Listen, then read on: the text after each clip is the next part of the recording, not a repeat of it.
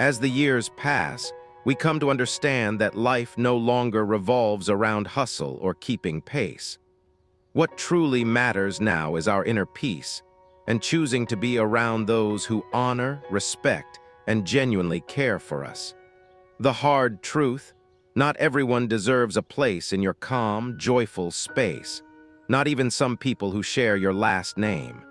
Number one, the ungrateful. There's a quiet kind of heartbreak that comes not from arguments or harsh words, but from being taken for granted.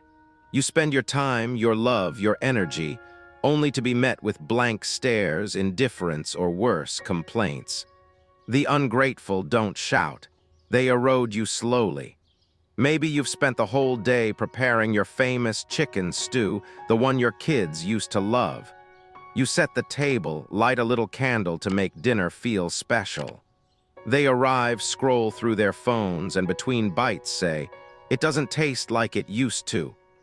No thank you, no warmth, just a cold reminder that your effort went unseen.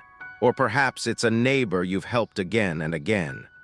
Watching their dog, picking up groceries, lending them your tools. And yet every interaction feels transactional. No appreciation, just another favor expected. Their silence becomes heavy, like your time and care are invisible. But here's what matters most. Their ingratitude doesn't erase your kindness. Just because they can't feel your heart doesn't mean it's not beating in every gesture you give. You have permission to stop, not because you're bitter, but because your love deserves to land somewhere it's valued. Give your energy to those who notice. The friend who texts, "That soup made my whole week." The neighbor who smiles and remembers your birthday.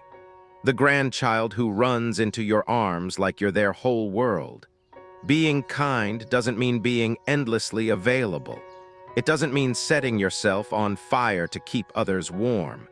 Save your softness for the ones who see it, who treasure it, who return it, because love should never feel like a debt, and your heart was never meant to be worn thin by people who treat it like nothing. Number two, the irresponsible. Some people don't just make mistakes. They build their lives around them, and somehow they always expect you to be the safety net when they fall, over and over. The irresponsible never truly fall apart because someone else, often you, keeps cushioning the blow. Maybe it's your adult son. He's blown his paycheck on things he doesn't need. Again, and now he's short on rent. He calls with that same shaky voice, promising this is the last time. You can almost predict the call before it comes. You pick up, heart tight, already torn between love and exhaustion.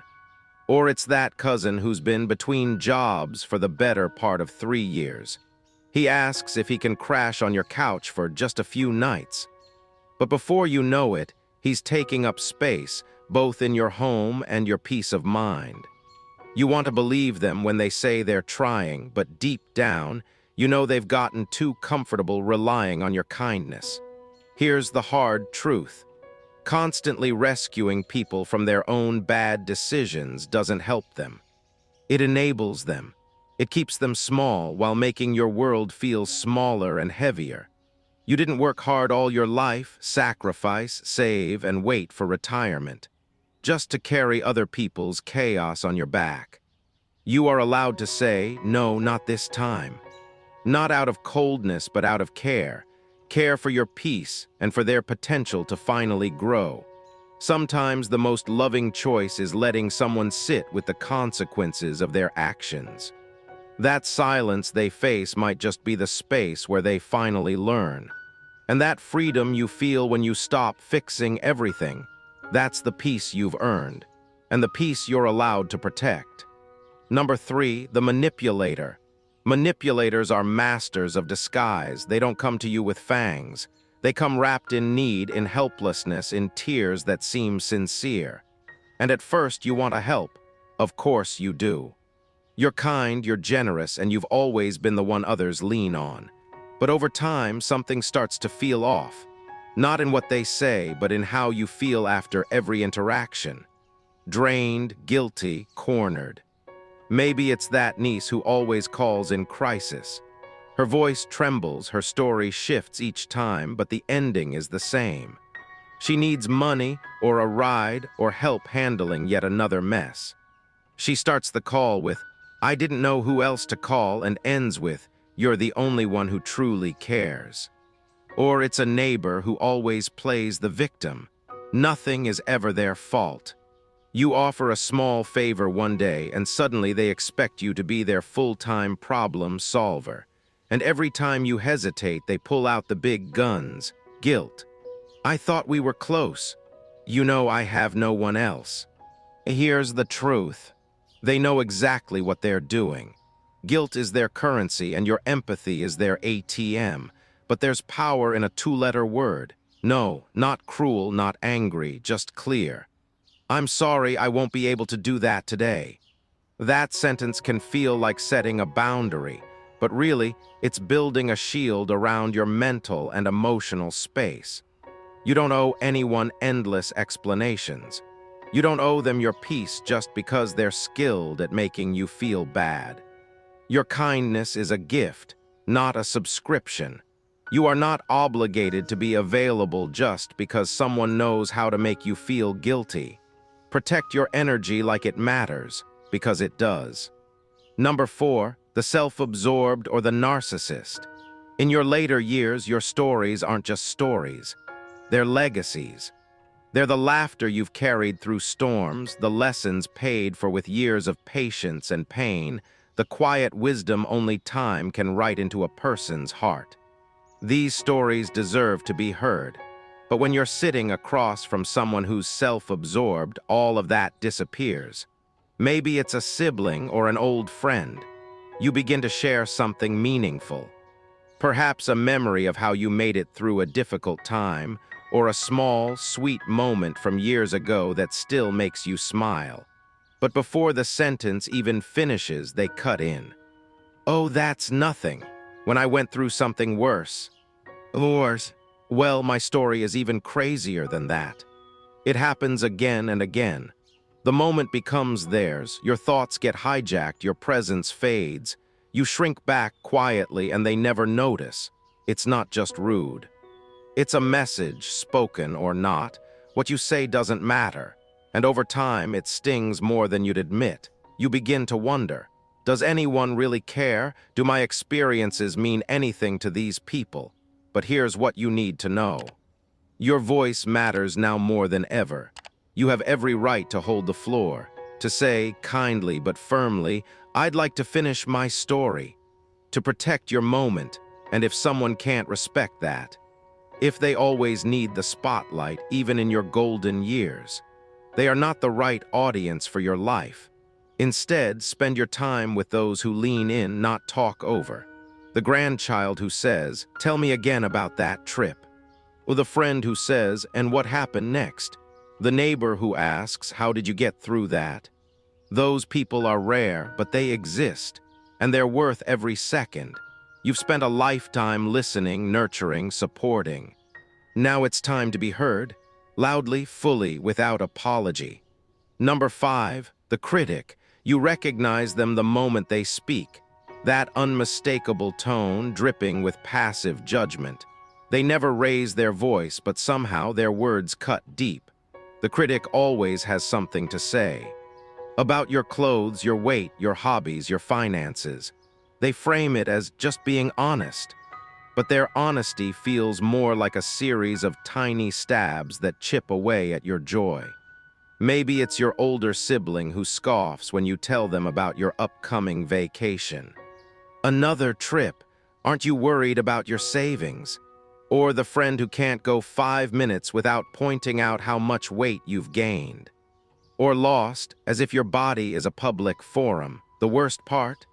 Sometimes you almost believe them. You start questioning your choices. Maybe I shouldn't have spent that money. Maybe I do look foolish wearing this.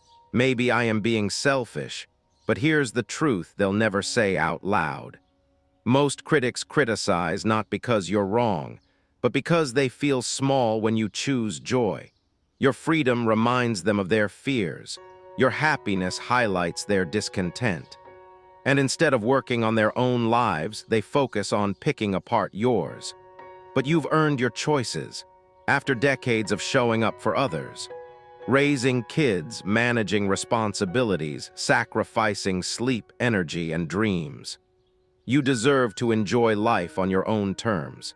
So the next time the critic speaks up, don't defend, don't shrink, don't explain.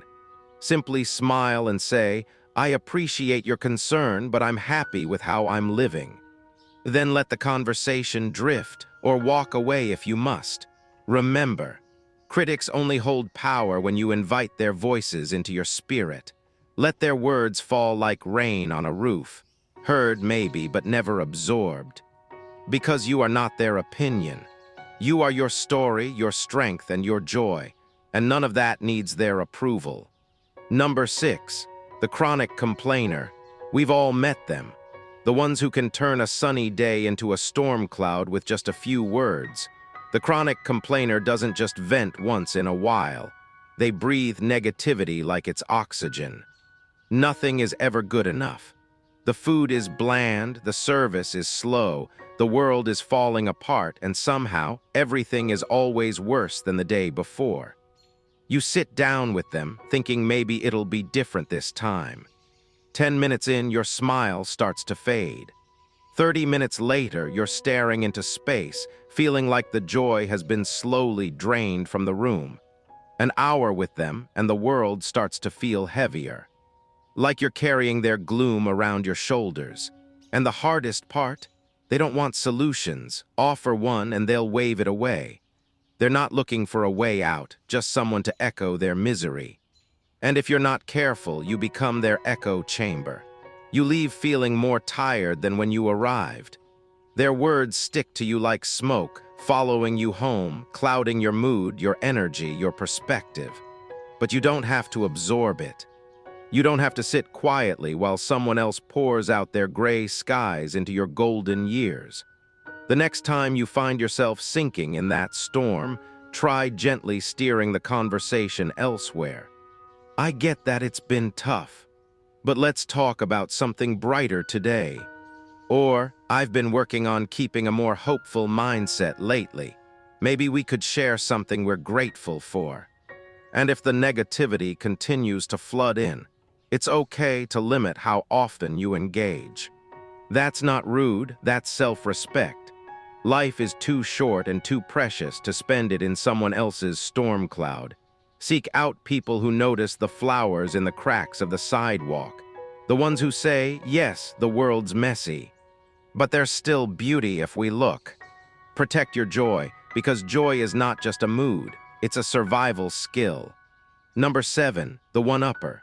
At first, the one-upper seems harmless, maybe even amusing.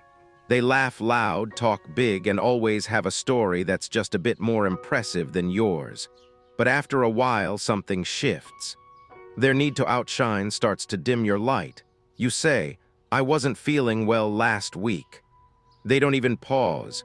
Oh, that's nothing. I was hospitalized 3 times in 1 month. You show a photo of your grandchild holding their first art award.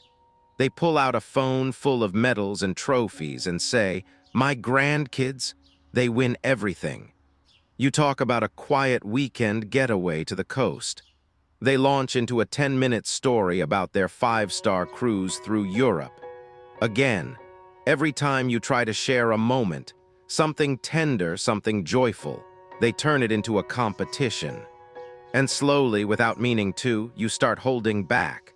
You stop sharing wins, small or large, because what's the point if someone's always waiting to one-up you? But here's the thing. Your stories don't need to be impressive to be valuable. You don't need to break records or win trophies to be proud of what you've experienced. You deserve to be heard, not measured, celebrated, not compared. If you notice this pattern repeating, you have every right to say, I'd like to keep the focus on what I was saying. And if they still bulldoze past your moments, let that be your cue. Spend less time with people who compete and more with those who clap, who say, that's wonderful, or tell me more. Because in your golden years, joy isn't about who's been farther or done more. It's about feeling seen and valued right where you are. At the heart of it all is this: your golden years should truly feel golden.